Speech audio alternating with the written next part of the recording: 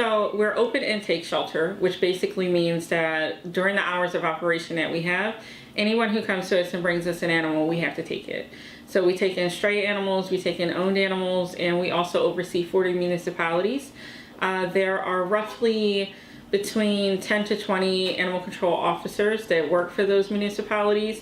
They don't work for us, but we are a drop and pickup center for them. So it's sort of a partnership. So every day we get in animals come, they leave, we do adoptions, we do have adoption hours every day between 12 to 4. So that, cleaning and maintaining, pretty much it.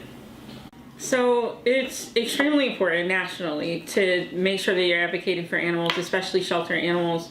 I think that there is a lot of misconceptions that shelter animals are broken or they come to us because they're damaged in some way, when honestly a lot of the animals that we receive are through where people have fell on hard times, they've lost their jobs, things like that. So making sure that we advocate for them. They're just sort of victims of circumstance, and they come to us and they need our help, and that's why we're here. So making sure we advocate for them can mean life or death for them. So we're just coming off of our low season. We can house a little over 100 dogs and between 250 and 300 cats. We might get close to that during our busy season, which is usually the summer. It's also what people consider puppy and kitten season. At capacity, we are a little over 100 dogs, 250 cats. Fortunately, we have not been at capacity for some time, which is great, and that's because of networking. I've been in animal welfare for over 20 years. Shelters are doing dramatically better.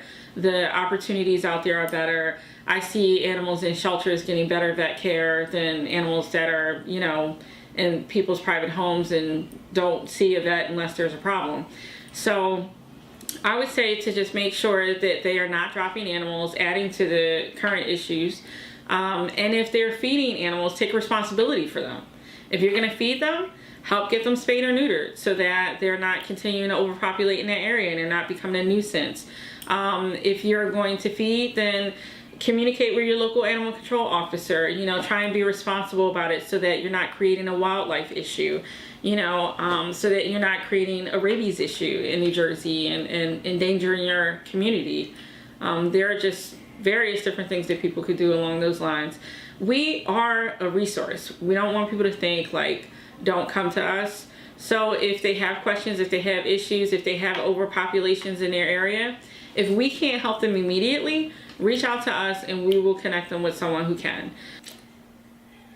Committing your life to something and being able to see like an actual difference in even a short amount of time, you know, knowing that like maybe an animal came in and at the moment that it came in, it's extremely stressed out. This is, I don't care how nice we are, how many treats we give them, this is an incredibly stressful place. We're a bunch of strangers, we're locking them in a cage. Like, this is just not a place you want to be in theory if you're an animal. But to be able to see them come in under those circumstances, a lot of times, some of them have never even been in a car ride, especially the cats. They come in, they're really stressed out.